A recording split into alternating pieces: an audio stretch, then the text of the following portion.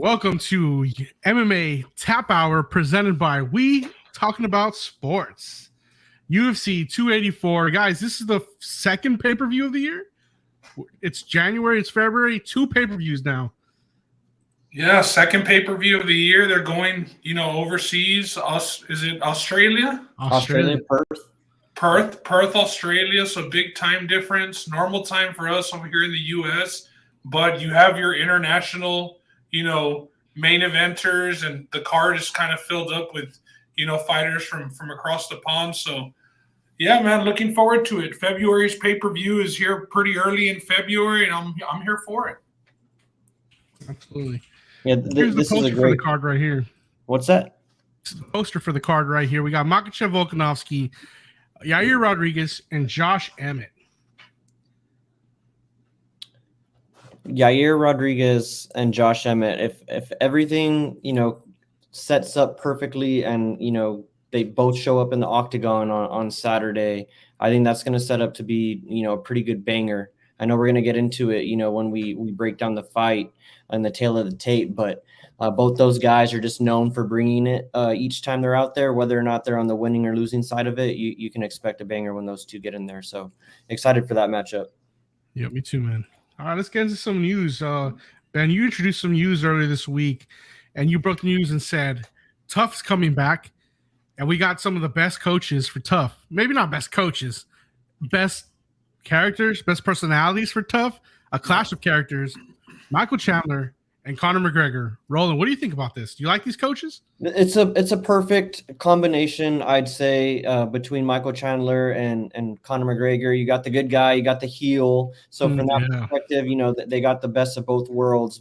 I think they probably could have gotten, a more entertaining guy, maybe in like Tony Ferguson, in terms of like the shit talk. I think might have been a little bit better between Tony and Conor. But I definitely like this, and because as we all know, at the end of it, these guys are going to square up and fight in the octagon. So that's going to be a banger of a fight as well. So definitely looking forward to this.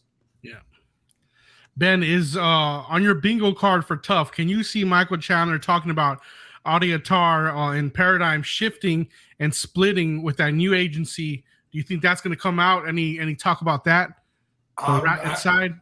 That's definitely above my pay grade, but I'm sure if it's internal beef that they have, it will be brought up inside the Tough House. Real quick, shout out the comment section. We got 7 people with us. Shout out Phil Menchaca, puro pinche cowboy. Saludos, Phil. Edgar says, what's up, boys? I'm going to translate that for you, brother. What's up, Edgar? And we got Josh also in the comments talking about Perth. So thank y'all for joining us for this UFC 284, a little breakdown. Fights are Saturday night. We're going to get into the card here, talking a little breaking news. This Tough announcement, I talked about it briefly, like you all said, in that reel that we did. We've been dropping these, breaking news reels. Roland did one on the Kyrie Irving trade.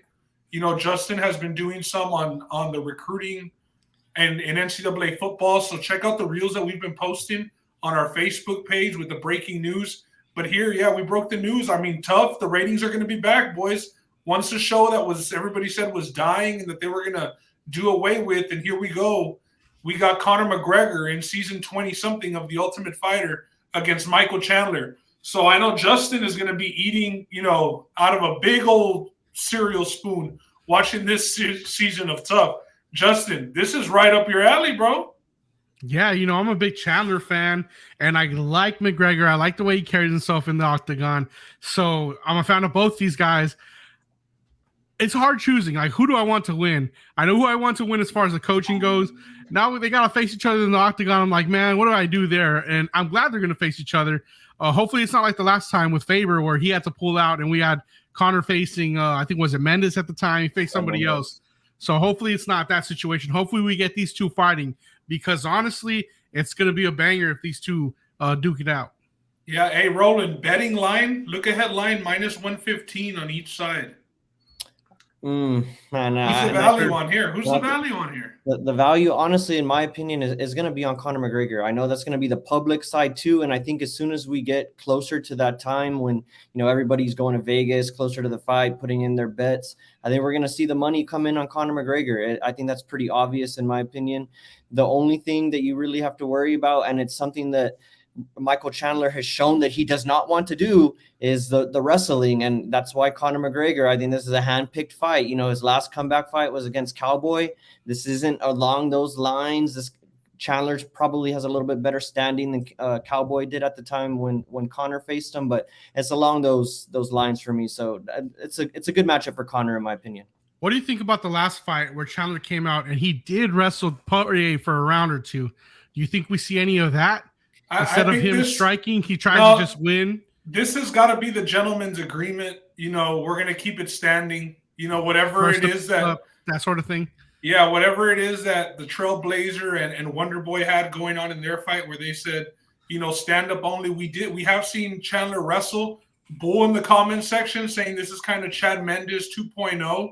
I think, you know, Chad Mendes was a guy that had a lot of wrestling pedigree coming into the UFC, but in the UFC just became a striker. So yeah, he likes same thing. I think that Chandler's going to stand with McGregor in this fight. It's just Chandler at 170, bro, the power that he's going to bring in that fight at 170. I mean, it's first round or bust for Chandler, I think. Yeah, but so both these guys are not cardio guys, Ben. Who's going to gas out first? No. Neither one's a cardio monster. I think that Chandler's going to gas out first, but I mean, we said that, and then look at the second round that he gave us in that Dustin Poirier fight. You know, once we thought he was done at the end of the first, it's a really good fight, bro. This is gonna. I don't know about entertainment-wise, it's good. Yeah, I don't know if I want to go as far as saying it's gonna break the record for pay-per-view sales, but I think this is the type of fight and a return for like that for Conor McGregor after a tough season where they can lure people in. I think that this is going to rank in the top 5 of UFC sales for pay-per-views after it's all said and done. So with a fight like this, with the names like this, the headliner like this, what do you attach to this fight? Like this sells on its own. So can you get away with, having a co-main, maybe some chicks on the co-main or lesser known opponents? You still stack it? Just try to go for the record at this point?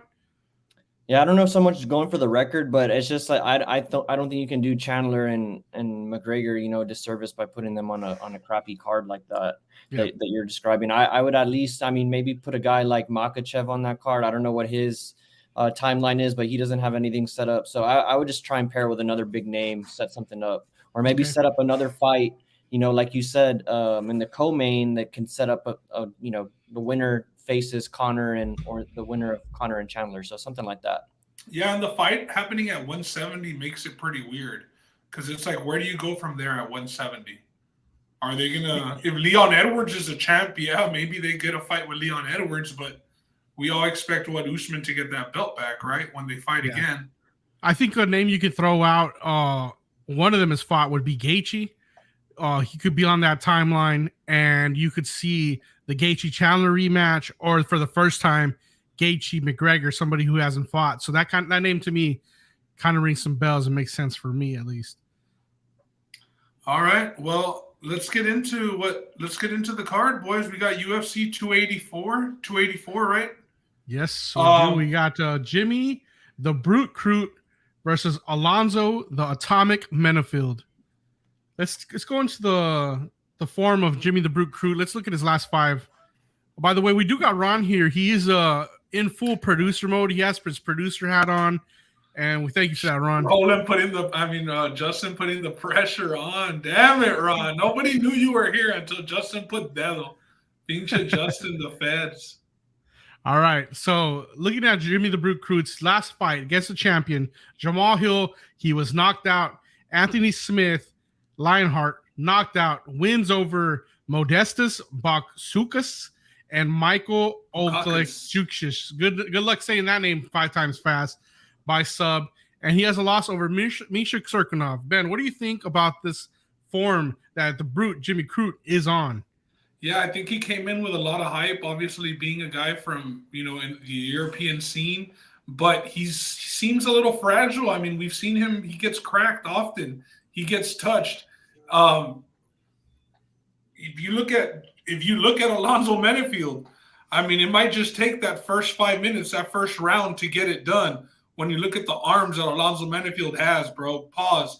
But it's not looking good for Jimmy Crute coming off back-to-back KOs. You got to think the chin, it's taking some damage. It's, the chin's a little weaker. Alonzo Menifield is not the guy you want to fight coming off back-to-back KOs. And, that loss to Jamal Hill, yes, he got KO'd, and it is by now the champ. But Anthony Lionheart-Smith, Anthony Lionheart-Smith doesn't really KO people anymore. Yeah. We're talking about him possibly having to retire, and then Anthony Smith goes and beats Jimmy Crute the way he did. Completely dominated him. So, yeah, I'm a fan of his fight style, Jimmy Crute, because he really brings it. It's aggressive. It's always a good fight, but I don't think that this is the greatest matchup for him. Roland, looking at these 5 names here, do you like any of these wins? I mean, do you recognize these guys? And what about these losses? No, but I don't know if this is like MMA math or I'm just comparing the 2 last 5, but just Jamal Hill and Anthony Smith alone compared to, I know you're going to get to the last 5 of Menifield, that outweighs anything that Menifield has faced in his last 5. And he is on a different trajectory. He's won 2 or 3 in a row versus Crute, but I still like Jimmy Crute's fight style over Menifield, who he just has one clear path to victory and he wants a firefight. And I think if Jimmy plays this smart, and which is why I also think Vegas agrees, he's a minus 185 favorite right now, despite being on a 2-loss fight streak. So looking at his last 5, it gives me I wouldn't say comfort, but again, I'm just looking at it versus Menifield's last 5, and I'd take this. All right, let's get over to Alonzo Atomic Menifield's last 5. Roland, I'm going to throw it to you because you did look at the arms, bro. Just take some time to look at this man's arms, bro. That's crazy. Jimmy Crute's going to have a bad night. Roland, I'm going to throw it to you. We're going to look at this last 5. Common opponent, Misha Serkinov, by knockout. You do say that this guy's a firefighter, does like to throw them bows, load up and hit heavy. What do you think about these names here? Ed Herman is middleweight. What are you thinking about these names? I've always admitted when I've been on the podcast with you guys, my knowledge as far as MMA does not, reach as vast as your guys' does. But I can ask anybody in the comments right now. Nobody knows who any of these 5 are. I'm with that. I get you. Yeah. Maybe the last 2, other than that. I mean, Ed Herman from back in the day, but he's come up the weight ranks. He's Fabio. He fought a guy named Fabio. He said he fought a guy named Fabio, discredited him right away. Ben, what are you talking about? What are you thinking with these last 5? He's in form, man. I'm seeing his last 2 wins by KO. I'm seeing Jimmy Crute's last 2 losses by KO. Like one of those, remember, he broke like his ankle or his knee, something snapped. I think that might have been the Anthony Smith. It was Anthony Smith, his leg. He hit him in that like back of the knee part, and he couldn't stand upright. And they called the fight on that. Yeah, it turned off his leg. And tough guy, he wanted to fight, but like I said, I think that he's fragile, man. I like Alonzo Menifield in this fight. I think that this is going to start the pay-per-view off with a bang. I think Menifield's going to catch him in the first round. I do agree with y'all that if it does get past the first round, it does lean towards Jimmy Crute's way if they get to decision or like even the third round. But I have this one ending early with Alonzo Menifield getting the knockout. I mean, Atomic is in the middle name. Let's go. Land some atomic shit on Jimmy Crute. So, Ben, you're on Alonzo Menifield. Roland, you're on Jimmy Crute. At plus money. Roland's on Jimmy Crute. And I got to say, Roland, I think I'm with you on this one. Give me Jimmy Crute to win this one. Hey, Alonzo Menifield round 1 is like plus 500, plus 600. Yeah, that's a good play. Let's move on to the next one. And this one, for me, is probably what I'm looking forward to the most. And that's Jack Della Maddalena versus Randy Brown. If you've been following Jack Della Maddalena, let's pull up his last 5. The dude is a bruiser. Look at the knockouts. This kid goes for the knockouts. Ben, what do you think about this guy? 5-0 in his last 5, all green. I'm thinking, look at the names. I mean, who are these guys? Who are these tomato cans that have been thrown in front of this man to make highlight reels out of? Now, to give him his credit, answered the call. He's answered the call. And minus 325 in this fight. And I can say he's not fighting a tomato can in this fight. So do I think that the price is warranted minus 325? No. Should he probably be the favorite based off the way that, his hype, the way he's been fighting? Yes. But Randy Brown has been around in the UFC. Randy Brown's done it the hard way. Randy Brown came in through the Dana White Contender Series. He's had his career in the UFC. So I think that this is going to be a close fight. I do like Madalena, like you said, highlight reel. I mean, they serve him up these plates, these tomato cans, bro, and he serves up a dish. Yeah, highlight reel. So gonna be a good fight, but I think that this is his toughest test to date, and I don't think that the minus 325 is warranted here. All right, let's move over to Randy Rude Boy Brown. Roland, he's 4-1 in his last 5 fights. A loss against Vicente Luque. That's somewhat of a respectable loss. Luque has fallen off a little bit lately. Come on now. It's somewhat of a respectable loss. This was 5 fights ago, also, when Luque was very respectable. Yeah, but we've seen what he's become, so now it's not aging as well. So it's somewhat respectable. It's not very respectable. Roland, what do you think about Randy Rude Boy's chances here? I like his chances for, all of the reasons that Ben highlighted, and especially the fact that you're getting him at what I think is value for, the more experienced guy in the UFC.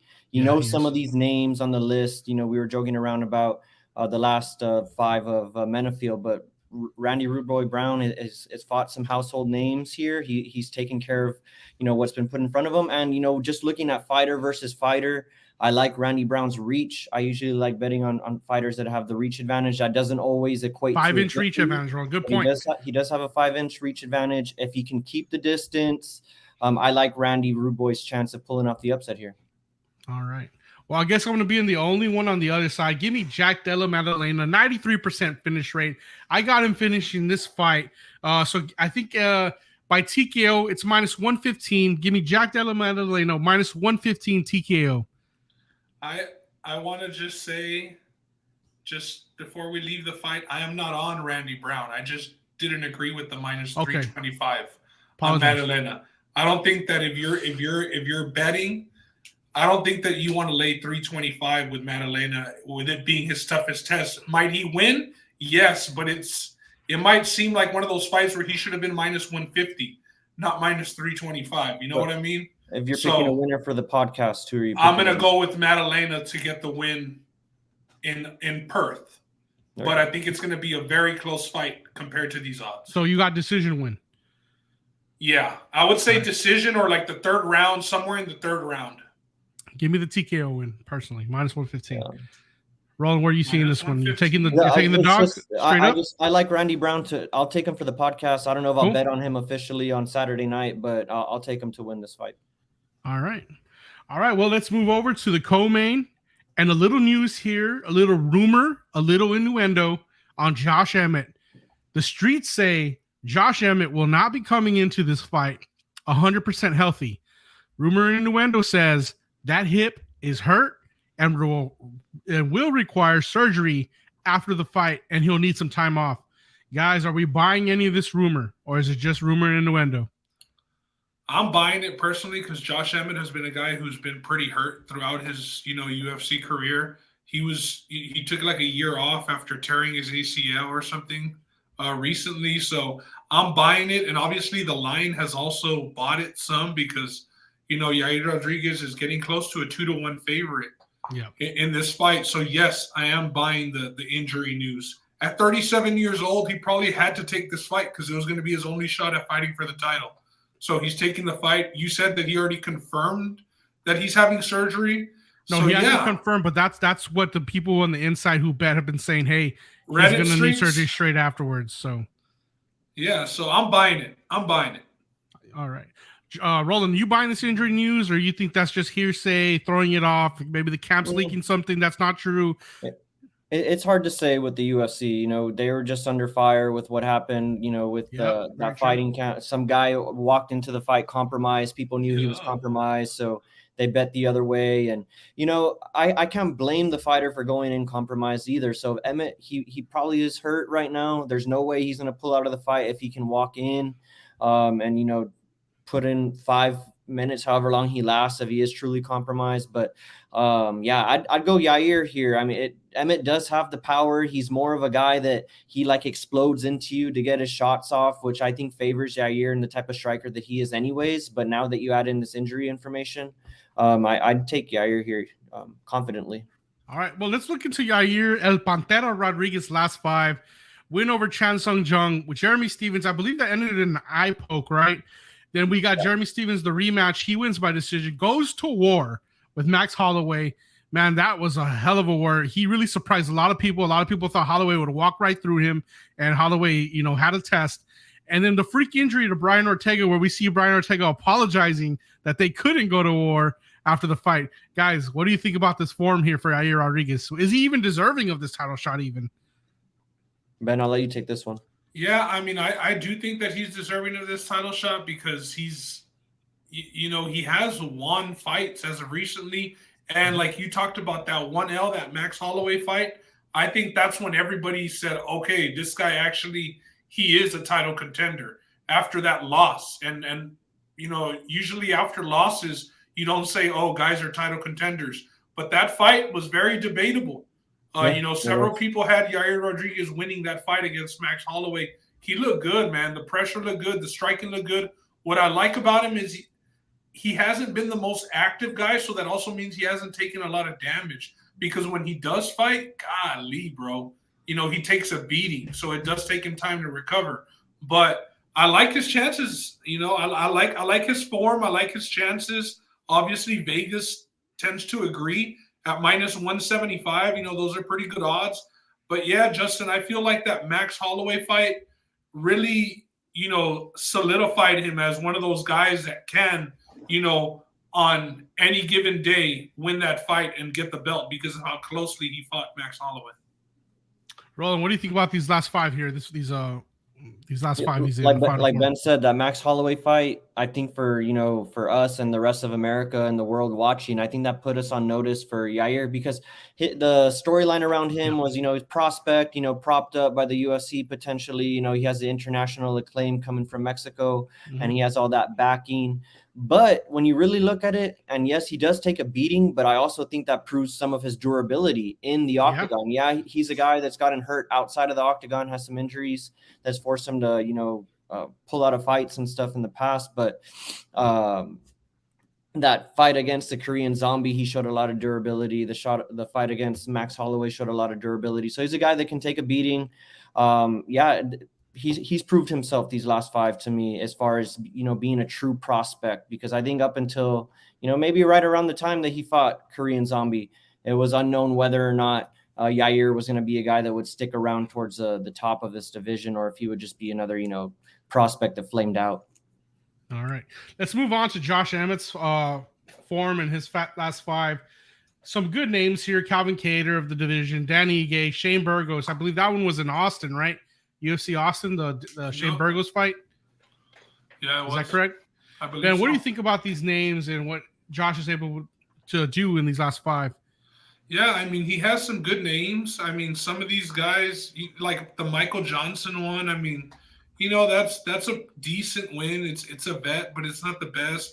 Burgos no longer in the UFC, but we know what Burgos does. He just comes out to throw in the pocket. Dirty boxing. And Emmett brings that power. So I think that he KO Burt? No, decision Burgos, but he beat Burgos up. I remember that fight. And then Dan Ige, another decision for the most part. Emmett has been a guy that gets knockouts. So seeing him win some of these decisions, he's a tough dude. Definitely a tough dude. He's coming in here with an injury, so that, solidifies his tough guy. But as far as his last five, I think that he has fought, good competition, not championship competition, good competition. There's no champion in there. There's no champion in his last five. So can we say maybe that this is Josh Emmett's toughest fight, to date against Yair Rodriguez? I think that it's possible to say that. So his last five, his all wins. He's been a dog in several of those, but not the most impressive, with no champions being on there or anybody, in the contending at the moment. Roland, what about you? You think this has been a climb for Josh Emmett? Do you think these the form that he's been in, all green here? What do you think about that?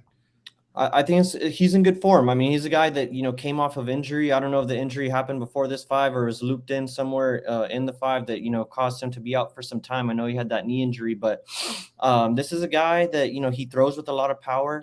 That Calvin Kattar fight, I think, again, for me, just like I was talking about with Yair Rodriguez, that was a fight that just based on the style, I thought Cater was going to outbox him and outclass him. But, Yeah, me you know, too. Josh Emmett, you know, he stuck around and he ended up winning that fight by decision. I think it was a close fight, if I remember correctly.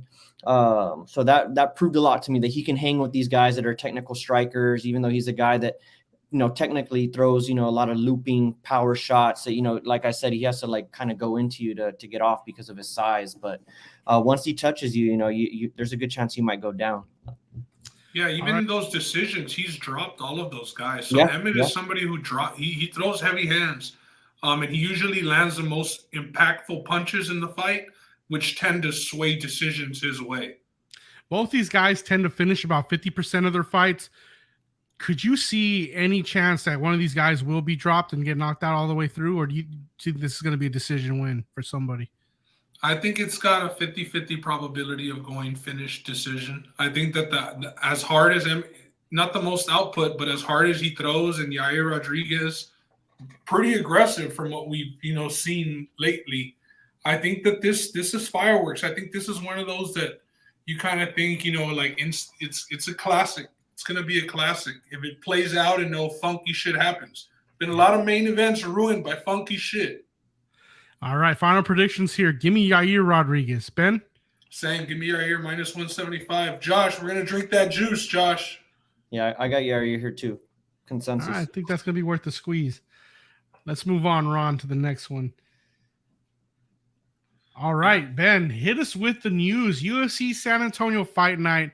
I hear you got a big crew going up. What's up with that? Yeah, a bunch of us from the podcast, some listeners. Josh coming up here, Bull, who was in the comments, coming up here. So we got Valley Peeps coming up here. Everybody from up here is going. We're going to try and get tickets all together. That's the plan. Tickets go on sale Friday. So UFC San Antonio, man, they finalized Chito Vera against Corey Sandhagen. Fight was going to be in the UFC Apex with minimal fans. Now moved to main event, UFC San Antonio. You got Chito Vera, instant promoter, put on the Manu Ginobili jersey, said, San Antonio, I'm coming. I'm Awesome. ready. With the Manu jersey, instant. I mean, you win the casuals over like that instantly. So it's going to be a banger. This is one that has instant classic written all over it. The way these two guys fight, thank goodness that it's a 5-round fight. You have fighters like Holly Holm on the prelims. You got Sean Brady and Michelle Pereira. You got That's awesome to me. Bruce Leroy Caceres is on the card. It's going to be a that's really good card. Fight. We got a big group going out there. If y'all are never been to a UFC event, I mean, this is a good one. Last time they were in Austin, I missed that one, but that was when Poirier was in Austin as well. So really, really good cards when they come to Texas for the most part. We're going to be checking this one out. Most of We Talking About Sports podcast and the listeners. So if y'all are out there, March 25th, it's a Saturday, UFC San Antonio, catch us out there. I love how far Cheeto's come, man. When he was first walking into the octagon back in the days, he used to cry walking in. And now this dude's on social media promoting his own fights. Dude, he's come a long way, and it's awesome to see. I hope you'll have a lot of fun out there. Yeah, all right. Thank goodness they decided to move that from the Apex to That's something we talked about, how they were going to do some service. Yeah, it would have been a true shame if they had that with no fans. I mean, the only reason you would have that with no fans is if Mark Zuckerberg is about to pay you a couple $1 to have it all to himself. Which has happened. Yeah, other than to watch Mackenzie Dern. But I don't blame him at all for that one. But other than that, I mean, you got to have this fight in front of people. This is the type of main event, though. This is the type of fight that you invite your casual buddies. Hey, come over, watch the fight tonight. Because if they watch that fight, they're going to be like, holy shit, this is one hell of a fight. This is what these two fighters bring, man. For the most part, they go out on their shield. Ben's going through a table that weekend. We might have to get some content for the podcast. So we're going to have Ron up here as well. Some on location. So we might have to put me through a table that weekend. It'll happen, bro. The week has been requested off. UFC San Antonio is going to be official, baby. All right. Well, let's get into the main event of UFC 284 here. And it's Alexander the Great Volkanovski, featherweight champion, 145 pounds, going up against the lightweight champion, Islam Makhachev, 155-pounder. Roland, what do you think about Alexander Volkanovski going up in weight and taking this test on? First of all, it's a big test. Islam Makhachev, he is the pound for pound number one guy right now. That's true, right? This is number one versus number two. Volk is the pound for pound number one. Never mind. One versus two. You're right there. You're right there. Islam is that guy for all intents and purposes that everyone he's been built up as the next Khabib. But I like his chances, and I say this jokingly, but Alexander Volkanovski used to walk around at like 270 or something when he played rugby. So him jumping up in weight probably isn't too much. I mean, is his body accustomed, these past few years to being, around the Makhachev size? Probably not, but I'm not too worried about that. He has a good base or a good team behind him. His strategy is going to be on point, but, it all gets settled in the octagon once those cages gets closed. So I can say I like his chances, but you never know what happens until Saturday.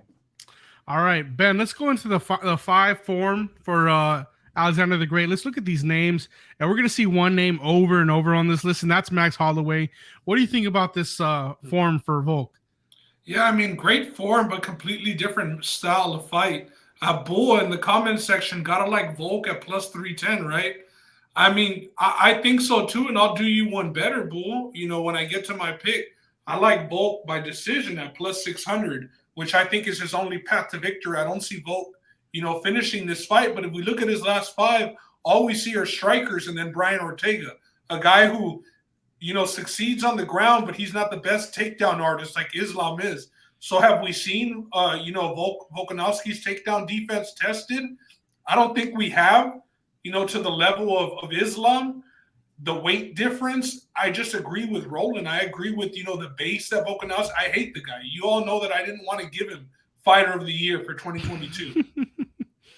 But at plus 310 and at plus 600 by decision, which we don't see him finishing Islam, going up in weight, but we see him, if it's a stand-up fight, he could very easily win that decision.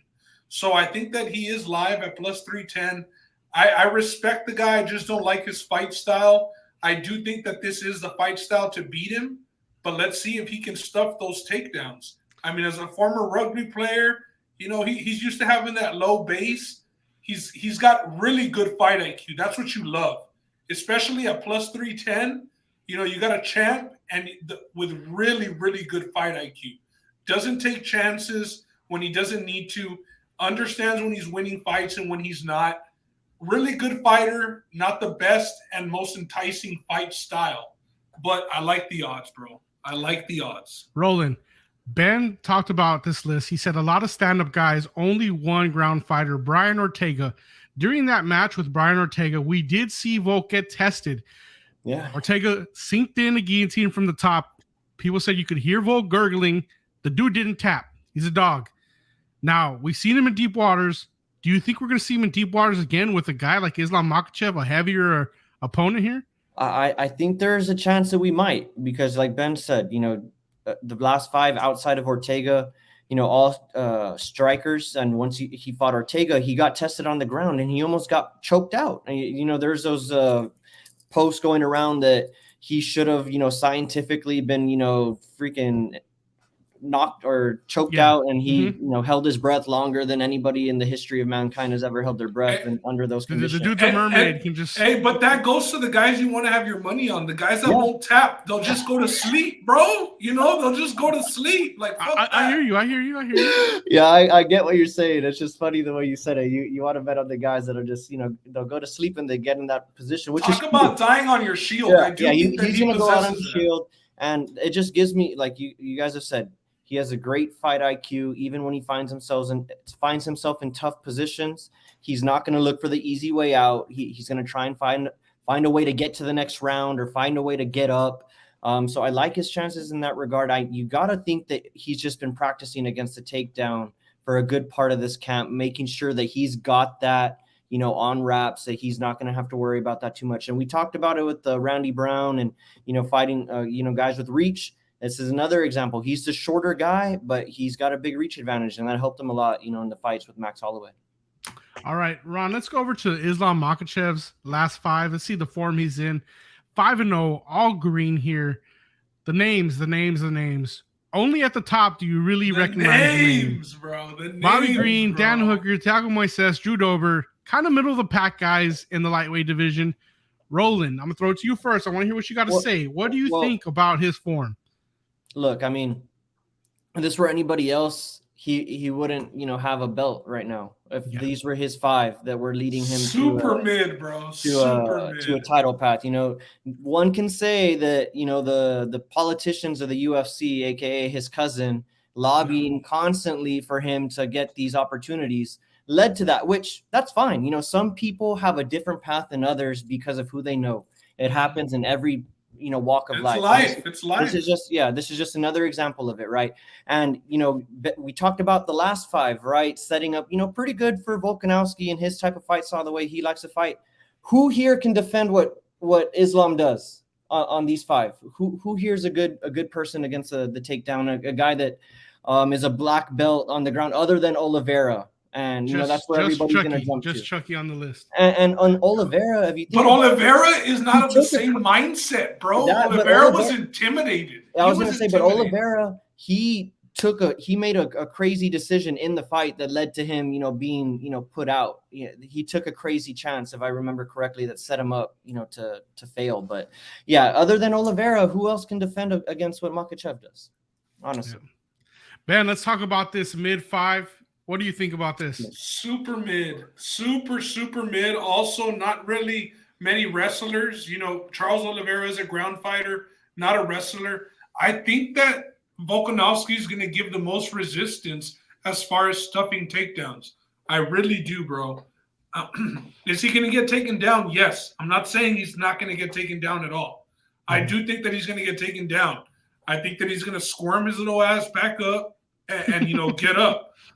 But this is his toughest fight, bro. You know what I mean? Like, do you think Makhachev, and I'm just asking from based on the interviews that I've seen, do you think he's walking around a little too confidently? Is he overlooking Volkanovski, or is he just, you know, talking his trash? Well, I think that he's also has that chip on his shoulder of, you know, of not getting the marketing and, you know, kind of being pushed back. I don't know if maybe he's fighting for pay-per-view points with the UFC. And they're saying, well, let's see how your pay-per-views do. But he did have that comment where he said, you know, the UFC hasn't really marketed this pay-per-view. And it's true.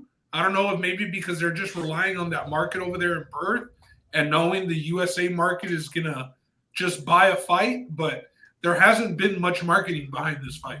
Roland, I do think Islam is a Russian Chad. I think he is drinking his juice a little bit. You can kind of tell from the commentary that he's had. He doesn't feel like this is a real true test for him. He kind of says, like, why are you stepping up? You're going to fail like your gym partner, Adesanya, who stepped up. And it just seems like he's almost insulted that this is the case. He keeps calling this guy the little man, and he's just, you know, diminishing what Volkanovski brings. And he should be thanking, you know, honestly, quite frankly, he should be thanking Volkanovski for taking this fight, because where else would they? I don't know. I just don't think he'd be on this big of a card if it weren't for, you know, the pound for pound 1 versus 2 opportunity here. He definitely should be grateful, because it's a super fight because he's fighting another champ, not because he's going and fighting Gaethje or somebody that he hasn't fought yet that we know that he's probably going to take down and then essentially finish. If he's fighting Gaethje, Ben, is that a pay-per-view, a headliner? If he fights Gaethje, it's a co-main. It's a co-main. So I'm really interested in what you said there, because I want to look at the lightweight, you know, rankings and see where does he headline a fight. We got Charles Oliveira, that headline. We know that'll headline again. Dustin Poirier, does that headline? We've seen it already, right? No, we haven't. We've seen Khabib against him, and I mean, it's pretty much the same thing, bro. Dariush, does that headline on pay-per-view? That does not have. That's a co-main. And it might be a good fight. It might be, yeah. That would be. Chandler, does that headline? They could probably get Chandler to headline just based off the type of fights that Chandler has had in the UFC. Just not a lot of options for him to headline, dog. There's just there's McGregor is the obvious one, and probably Oliveira rematch is the obvious one. But yeah, a lot of value on Volk here. Like I said, I'm not the biggest fan, but this is a value boys play right here, man. If he runs through him, he runs through him. But like I said, plus 600 Volk by decision. I mean, come on. All right, so prediction time here. I'm gonna go Islam Makhachev. by submission to win. That's my prediction for the podcast. Will my money be behind that? Absolutely not. There's not enough value there. The value is going to be, like Ben said, plus 600. I'm going to throw a nickel or a dime on it. And we're going to go Volk by decision. I think that's where the value lies on this fight. You got $5, you got $10. Throw it on there. See what happens. $20 on Volk by decision, and you're getting paid like 140, 160. Yeah. I mean, come on. That's where I'm at. Roland, where are you at on this one? Give me Volk here. You know, like we've documented, you know, the past couple years that we've been doing the podcast. Big Holloway fan. I'm not saying that I've come over and I started to like Volkanovski, but I respect him. I think he's a champion's champ. Like, he really, really takes being a champion seriously. So give me Volkanovski here. Ben, right here, props on the ticker as well. Here's the props for the fight. Yeah. Yeah, we got Islam by KO or TKO plus 470, by decision plus 250, or by sub plus 155. So maybe some value. You see Makhachev, you know, maybe winning inside the distance. But the big plays are on Volk by KO or TKO plus 900, by decision plus 550, and by sub plus 2,000. Do not see him getting the sub. Maybe a late round KO if Islam gasses, you know, late in the 5th round, 4th, 5th round. But this is a decision for Volkanovski. And, I mean, good luck picking your way with Islam, you know, if you're picking him to win, because you're not going to lay 380. Do you think Dana White has learned Islam's last name by now? You know what? It's not even his last name either. It's his first name. I've seen 2 occasions now where he refuses to name Islam, and that's crazy to me. I wonder if there's beef. I wonder if, you know, Khabib getting out, if Dana doesn't care about Islam anymore. He doesn't seem as marketable. I don't know. But that's kind of weird that we've seen 2 different occasions where Dana refuses to name Islam Makhachev. Yeah. I mean, so what, are you all going to be watching this one on Saturday, boys? Oh, hell Absolutely. yeah. I have Absolutely. to watch this. This is one that you pay for? Definitely. You know me. You know what I do. I mean, that's just what it is. Take that back. No, I'm going to pay for this one. I'll be getting out of work at 8 o'clock, you know, right with the last 2 prelims, get home by 9 by the main card. But, you know, 2 championship fights. We got the interim title fight, Yair Rodriguez against Josh Emmett. And then we have Islam Makhachev defending his title as Alexander Volkanovski moves up in weight to try and become a double champ. I know Josh is a big fan of the double champ. The champ. You think if Volkanovski wins, don't want to counter chickens before they hatch, but if he wins, do you think he takes out the winner of Yair and Emmett easily? Yeah, I think regardless, he takes them out easy. Yeah, he'd probably wrestle Yair. What a way to start Super Bowl weekend, guys. Yeah, and we got the Super Bowl on Sunday. Damn it, boy. It's a stacked weekend for sports fans. Great weekend. Stacked weekend. Great weekend. Yeah, definitely a great weekend, boys. For the card, I like a couple of things that I'm gonna be playing. I like Parker Porter. I know we didn't talk about that fight, but he's a short underdog. I do like Alonzo Menefield to beat Jimmy Crute. Volkanovski by decision with that value, a little $20, a little lunch money. You know, skip lunch one day, guys. Nickel Diamond, that's where I'm at. Yeah. So, and then I like Yair Rodriguez minus 175. We're gonna drink a little bit of juice, but I do like him to become the champ. And I mean, it would help the UFC, right? Mexican champ. They've been trying to do that with Alexa Grasso in the women's division. Well, now they got Brandon Moreno, Yair Rodriguez, and Alexa Grasso. That would be insane. 3 Mexican champs. You could pull out the PI in Mexico real soon with that. Yeah. So I like it. All right, boys. Anything else before we sign off here?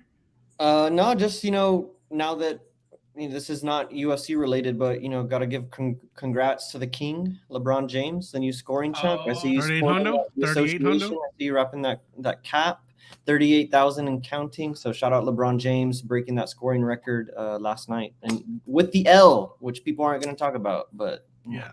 I mean, it's an individual record. We're not talking about team right now, are we? Hey, bro, now that we have it on here, let's close with this. And in the comments section also, if y'all saw this clip, I was talking to Justin earlier, and, you know, he's a Lakers fan, so he's going to try and say there's no smoke where there's clear smoke. What do you make of AD being the only guy sitting down while all the Lakers celebrated? Do you think that maybe there's any type of tension? Or are you going to take Justin's easy road out? Do I go first or what? No, you called my name. We heard your take. Not everyone else has heard my take. Let's hear Roland. Let's hear what Roland thinks. First, from what I understand, because I didn't watch the game, I was asleep. Got bigger things to do. You know, I got to wake up so I can get my name on the cup at Starbucks. You know, so I got to do that. Shout out LeBron. They recognize you there. But anyways, back to the AD thing. From what I hear, he was having a bad game, so that was at hand. And 2, I think he was a little pissed that he wasn't on the court when LeBron broke the record. I mean, he's LeBron's, you know, quote unquote right-hand man, the guy that they brought over from New Orleans. The least that, you know, they can do for AD is have him on the court while LeBron breaks a record. Not Thomas Bryant, I saw a picture earlier today. Hey, he had the mismatch. That was a bucket and a dunk if LeBron just passes that. That was no beef. AD was just having a game. All right, so rolling with, I'm just going to make this real quick, man. This is a nothing burger, Ben. It's better that he wasn't on the court. He was liable to get hurt celebrating. So thank God he was sitting and well protected. That's what it is, cuz you're trying to make something out of nothing, but it's nothing. No, it's time for a trade. It's time for a trade, baby. That didn't look good. They're trying to bring back D'Lo, the last that I heard. So what's the move? Let's we got a little bit of time. We got Jeremy Raw in the comments talking about AD wanted the dub. He don't care about individual accomplishments. That's because AD doesn't have any individual accomplishments. So I believe he doesn't care about them. But I mean, come on, bro. The whole team was celebrating when LeBron scored. Why are you going to be sitting down? That's like if you're in church and the priest and everybody's standing up, you know, only the senior citizens stay sitting down because they can't stand or kneel. Don't be doing that, AD. Yeah, that's I just think you're bitter because that's your boy Braun and AD. That's just not good for the locker room, bro. That's not good for the locker room. It's not. If LeBron says something that hurt him, then that's something. But until I hear anything like that, it's nothing burger.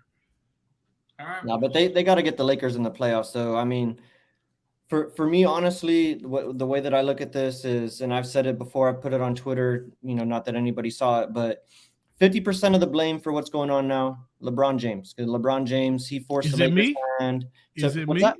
That's what he said, right? Is it me? Is it me? On Twitter? Maybe it's me getting, you know, on his Tumblr game, you know. A king would never say that. A king would never say that. He forced the Lakers' hand, brought over Russell Westbrook instead of DeMar DeRozan. Everybody knows it, or at least that's how the story goes.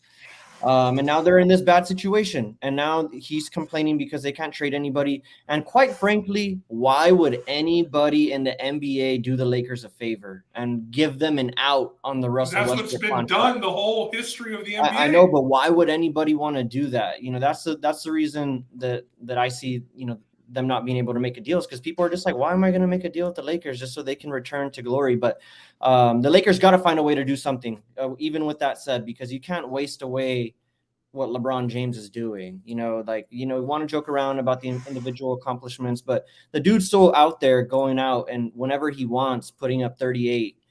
Whether or not he's able to truly affect the game like he used to when he was in his prime on both sides of the ball, probably not there anymore, but he is still, when you look at it, one of the best 5 players walking the face of the earth. And for them to have these guys walking around him on the court, it's an embarrassment. But the blame's 50-50. All right. Everybody needs to have that Thomas Bryant mindset. You know what I mean? Like, be ready at all times. Even when LeBron needs 1 shot, 2 points to break the record, be ready. You might get the ball, Thomas Bryant. Justin, I got a question for you, though. If you were there at the game, are you recording it? Are you looking at it with your own eyes? You have any takes on that? Nah, man. I'm recording it. Yeah, I'm recording it.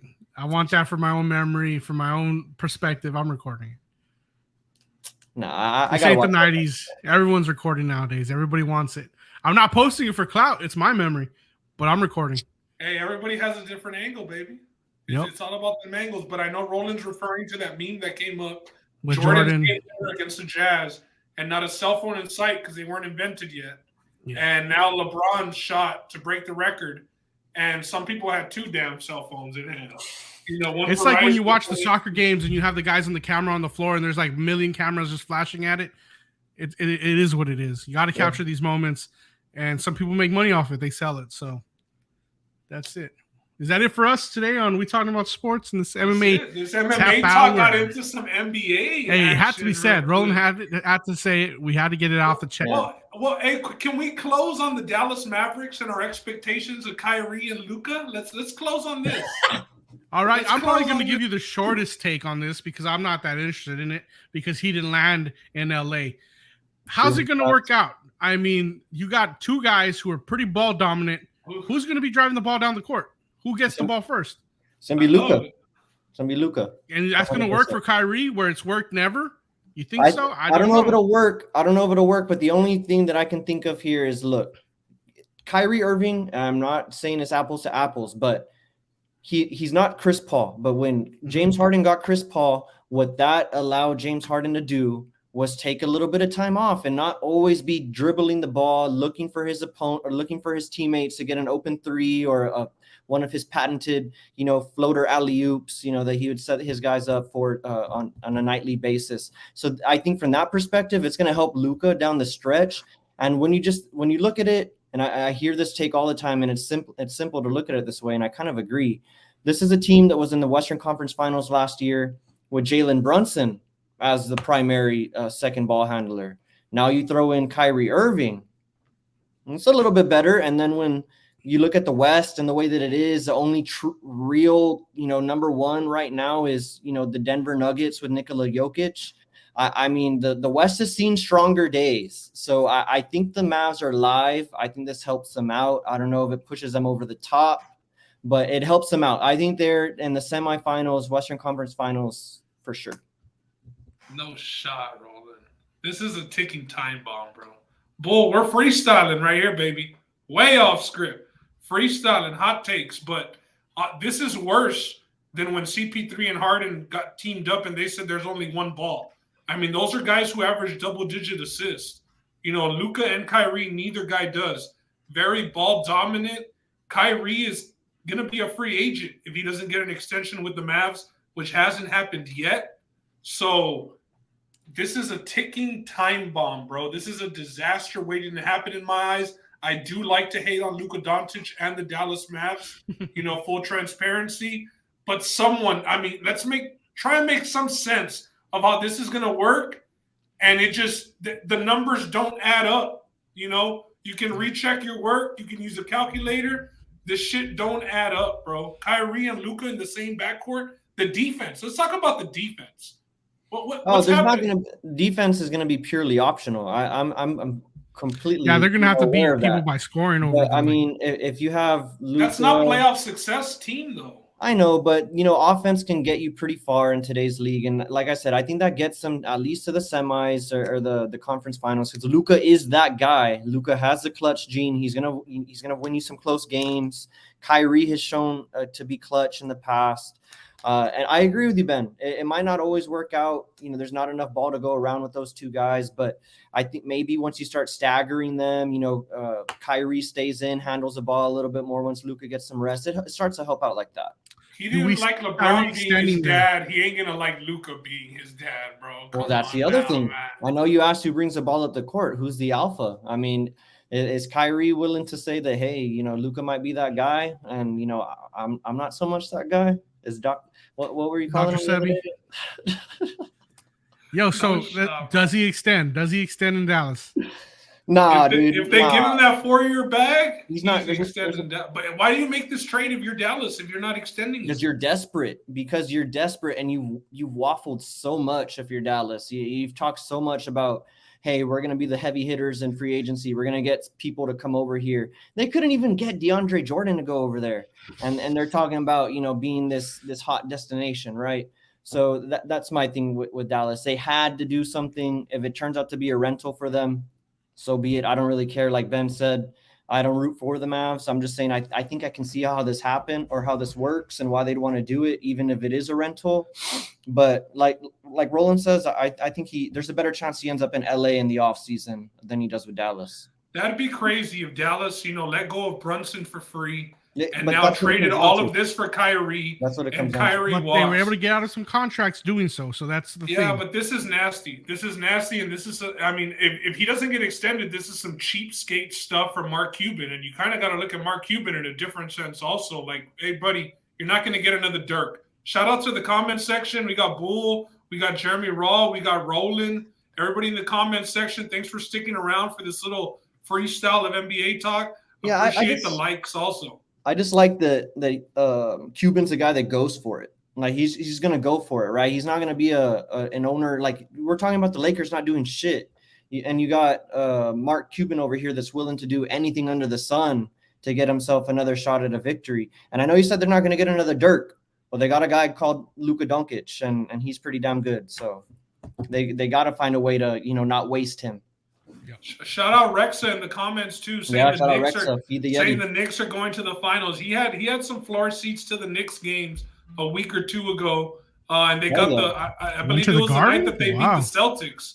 Yeah, it was the Knicks against the Celtics last week or the week before, and I think it went to OT, and the Knicks won in OT. So shout out him doing it big over there, and appreciate y'all tuning in, listening, sticking around. We're going on 55 minutes now, so probably about that time to wrap it up, right, boys? Yep, officially a tap hour. Let's go. Yep, for the first time in Tap Hour history, we got to the hour. All right. All right, boys, we're up.